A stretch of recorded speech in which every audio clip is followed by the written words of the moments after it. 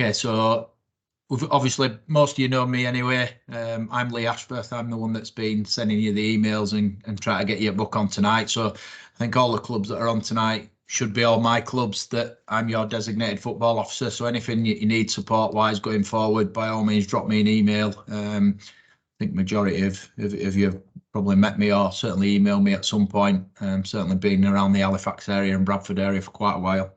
I've also got Tom and Reese, who are both on tonight, who are football development officers as well, from different areas. So we're just going to make a start. I'm just going to show you a little video to start with about club accreditation.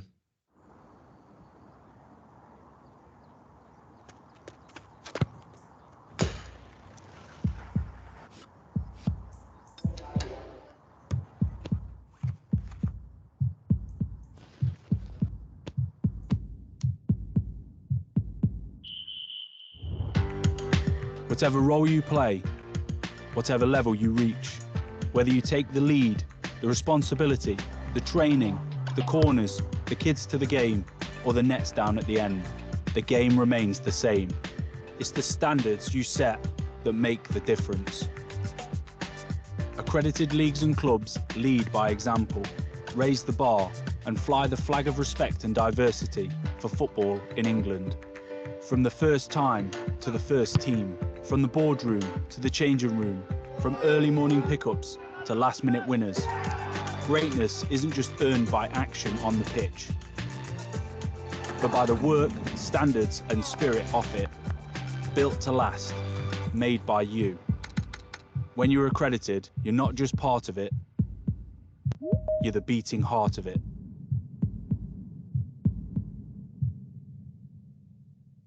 Okay, so that's just a little bit about the accreditation tonight, and I'm going to take us through a little walkthrough guide of what you need to do. I'm looking at, I don't know whether North Aram are on it yet, but I did speak to them earlier just to see if I could use their platform just to show us exactly what you need to do. So this is the club portal that I'm sure you've all had a look at and are aware of. This is where you register your players. We do everything now through club portal. And going into next season, accreditation will be done through this as not accreditation, sorry, affiliation will be done through this as well. So that'll come out to you later in the year. So rather than going through the old game system and the 8-step process, everything will be done through this system. So when you come onto this club portal, if you click dashboard at the top, this is where it brings your accreditation up. Okay. Now, all of you at the moment should have completed these 4 under club, because to get these 4, you need to be affiliate. To get the affiliation, you need to have these 4. So when you click on this club part, you'll find that these are already completed green. And the aim of what we're doing is to make all these sections green across the top. Okay. So we'll go on to the second one. Where there's brackets with orange in, that means you've got something to do to get accredited. So if we click on this one, it shows the 2 sections that are incomplete. Now, I'm not going to hover above this because it'd show you the information of the 2 people that don't have the DBS, and obviously that's not right for us to show. But if you look at the top under the minimum criteria for 1, if that is incomplete on yours, if you hover above the orange I sign, that'll show you exactly who's not DBS compliant within your club. So you'd be able to click on that, it'd show you who's not DBS compliant, and you would be able to then complete them actions. Same at the bottom here with the adult teams with first aid in football. If it's incomplete, it'd have a little eye here and it'd show you who's incomplete. North Aram Juniors link with another club, which is why there's a link button here. So you can see the link clubs that do not meet the criteria is North Aram. So for this one, it'll mean that North Aram Juniors have got an adult team, and that adult team has not got a first aid in football assigned to the first team. So they need to complete that as well. So you'd have to contact your link club to get that done if you have got a link club. Okay. Once they're completed, you'll find that these all turn green. See now where you go onto the documents, and this is the same for everybody. So at the moment, you've got all the incomplete messages. This is it looks complicated, but it's the really simple one for you to do. So where it says club rules, you can move across and you can upload the own club rules that you've got. or you can adopt the FA ones. So here's how to do it. You click on the end and it says show more. It shows what you must do. FA policies you click on and it brings up all these. So your club rule ones are at the bottom. And all you need to do is click adopt, view, which will bring up the club rules. Read through these, which I'm sure you'll all do word for word. Should be a little button. And then you see where it says green at the adopt. Click on the adopt button. If I go back to the documents, you'll see this one's complete. You would do that for all these sections. I'm not going to do them all for North Arran, but you could literally go through all these sections down to the club development plan, and they're all on there to upload. So again, if I just click on that to show you another one, you'd be able to adopt all these policies: respect code of conduct, equality policy, safeguarding children policy for the youth teams, and the leadership diversity code. So you'd be able to do all these to get that bit done. And that would reduce this to just having number one in the brackets, which is your club development plan. If I click on the club development plan, you can see there is no plan that you can adopt, which means you've got to either you've got to upload your own document, or you can click on view club plan. It takes you to the FA website, and down at the bottom here, you've got two plans. These are just templates, okay? So you have to complete them. Let me just get to it. So here's one that I've completed, and if you want, I can email this out to you so you've got a bit more of an idea. So this has been completed by myself for West Riding as if we were a team. So 1-star club development plan gives you a little bit of information, why we exist. So your objective: to provide the opportunity, and I won't read through all this, but to provide the opportunity for all to participate in grassroots football. The timescales this season, who's responsible for it, the club committee, and the cost, annual club running costs, and when do you review it quarterly. So you can see this is all the information of why you exist as a club. You would change these to suit your club because each club is obviously different. Then go on to your season planner. What you're going to do over the season to make yourself sustainable or to develop to get new teams developed. Complete all planning for the season ahead, like pitch bookings, coach hiring, squad membership, a timescale of when that would be done, by who, and the cost it would be. So you'll probably all do this anyway. If not, you certainly should, so that you make your club sustainable, and you do that as a committee. Next slide, your budget planner. So buying the kits, the cost, everything on there about how much it's going to cost you over the course of the season. And then your final budget view, how much income you're looking to generate through sponsorship, how much the kids are playing to play, things like that, and how much your expenditure is. And obviously here, you need to make sure that there's a positive balance. Or if you've got money in the bank that you know you can keep being sustainable. Then got your roles and responsibilities. So your chairperson, treasurer, club development officer, secretary, team manager, welfare. You'd have your own roles within here for each team. And some of these you might not have. So you might not have a sponsorship manager, but you might have a social media person or a groundsman that you want to put on there. The marketing planner. So how are you going to market your teams to develop? If you're looking to get new clubs, you might have on here, create a Wildcats Centre, a Squad Girls Centre, an Under-7s team, an Under-23s team, whatever that may be. And then just at the ends, there's some useful links. Okay, this is just an example. So by all means, you can upload your own. You can upload your own document, or you can use that one as a template, complete it, and upload it. Okay, obviously, 2-star and 3-star clubs, it would be a bit more detailed than what a 1-star club would be because of the amount of information, the amount of work goes in extra to having the 2-star and the 3-star clubs. I'm going to explain what 1-star, 2-star and 3-star clubs are in a minute, so don't worry about that so much. So once you've completed the full 6 documents, you'll find that these are all green and this will disappear.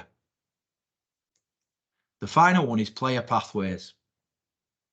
So this is what explains whether you're 1-star, 2-star or 3-star. At the moment, whatever star you are going into this season, you will not lose. So it doesn't matter at the minute whether you're not ticking the boxes you're supposed to be on this. So as soon as you complete these 3, you'll get a box in the middle of the screen that says submit for renewal or submit application. You'd literally put that in and we would sign it off at county end for you. If then coming next season, you need to make sure you've got the right teams to keep your star that you're doing. So in this example, this is the player pathway. And I'm going to go into this by showing you a different document. So this is what I sent you out. You might have had a look through it. You might not. And this explains what you need to do to get to each level. So again, you should have had this by email. So by all means, have a look after this meeting. So I'll just fly through to the bit that's going to be important to you. Okay. So this is how to be a 1-star club. To be a 1-star club, you must have a minimum of 1 male team, 1 female team, or a disability team.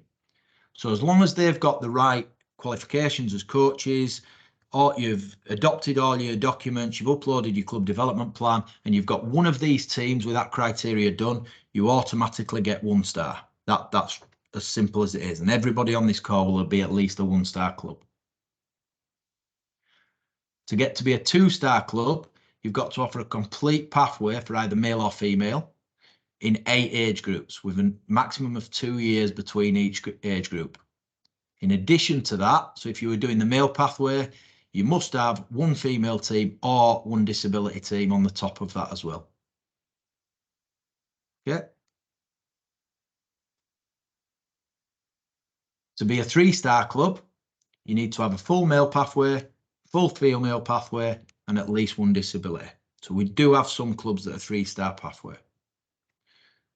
I then go back to this, just in case you want to look at that as you're completing this. You can click on the accredited male pathway and it tells you exactly what you need. So 1 team in 8 youth age groups. And if you look at the sections, how it's sectioned off, you can see that North Arham have got a tick in here, a tick in here, a tick in here, and a tick in here. So therefore they're covering all the right criteria. The addition is that you need 8 youth age groups, 1, 2, 3, 4, and they've got about 10. Okay, so they tick that box. Okay, the reason they're incomplete at the moment is because North Arham are a 2-star club, but when you look at the female pathway, they've no team, and when you look at the disability pathway, they've no team. So to get to a 2-star, they would just need to create either one of these teams or one of these teams. So then to go to the 3-star, they would need to have the full pathways in each. And that is a walkthrough of how it is. Has anyone got any questions? If you have, just put them in the chat and we've got Reese or I will answer them, or you can unmute yourself.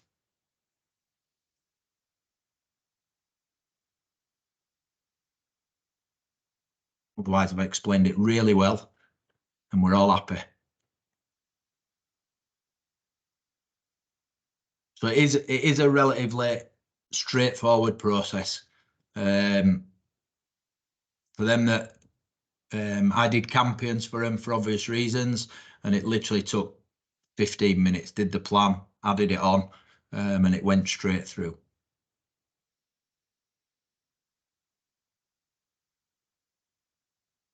Just got Andy asking a question, and Andy Clayton. If you want, you can unmute yourself and ask the question so it's for everybody, or you can just add it in the chat. That makes it easier rather than typing. There you go, Andy. Andy Clayton. Yeah, hi. Oh, hang on, we've just got both Andys talking, so not we're unlucky. We'll go with Andy Clayton first. Hi, from Bradford Disability Football Club. So from what you've said, we only play 2 levels of under 12, under 16, and after that it's adult. So we can only ever get 1-star, can't we? Unless you open the other pathways. So if you got the disability pathway all the way through, and then you got a female team, for example.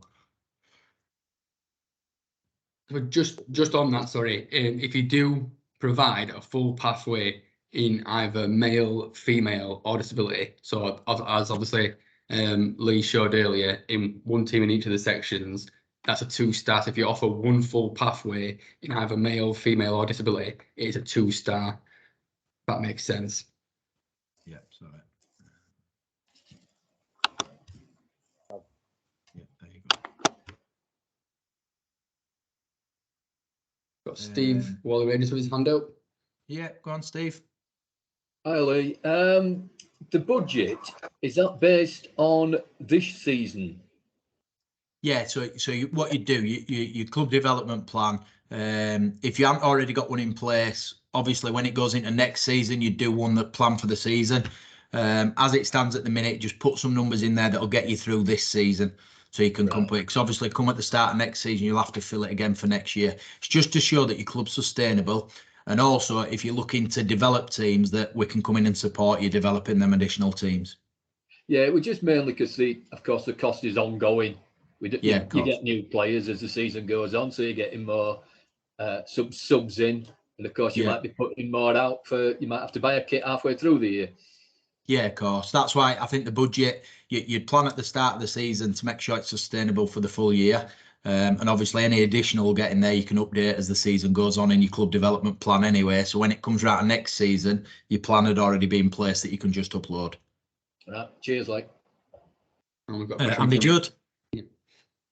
Hi, Lee. It's just a question about the linking of the two clubs. So obviously we have a senior team at Ryburn and a junior team with 2 separate accreditations. Yeah. Does it mean that everything needs to be completed twice, or will what we put in the juniors, it automatically linked to the seniors?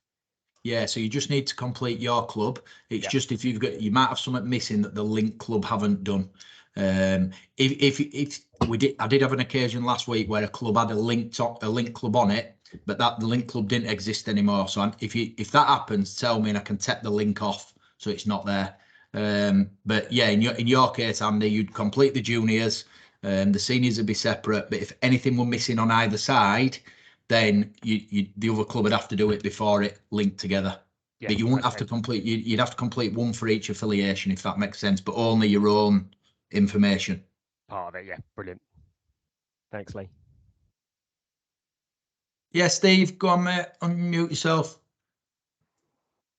You'll have to just unmute yourself, Steve, or else I can just see your lips moving.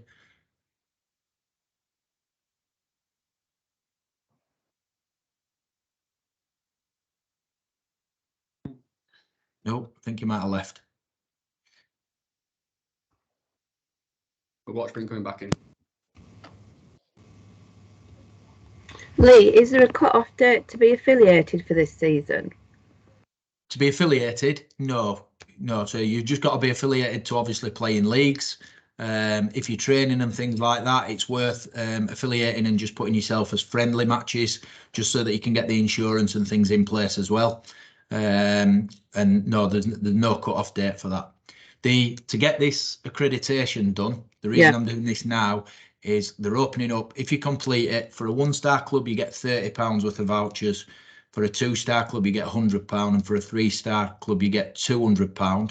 That's from obviously the main FA, and they'll send them out in January. So I've been told that they go out in January to all clubs that have completed, obviously.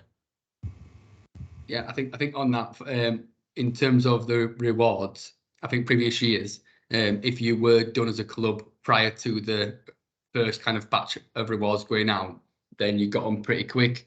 And I think people after that did get a bit of a delay, so it may be a bit of a chase for you. But I think what Lee said there is some kind of balls coming out as well, depending on if we 1, 2 or 3-star, and you get some extra kind of digital packs to help you promote yourself.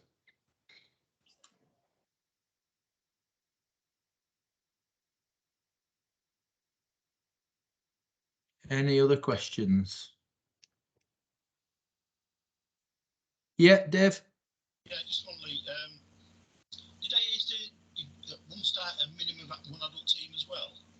Say that again, sorry, you're a bit quiet, Dave. Oh, sorry, mate.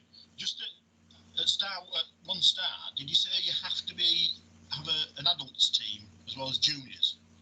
No, you've just got to have one team across club. It doesn't matter whether it's junior or adults, as long as it's one team, that's fine. Yeah, thanks, mate. Cheers.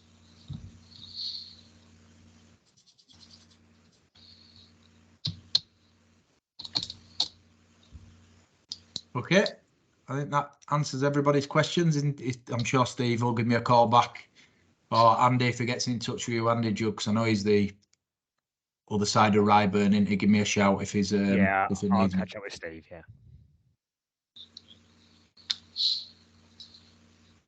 Okay, great. If any you need me to come out and support you doing it or run you through it, and you'd prefer me to come and sit with you at a computer, just give us a shout.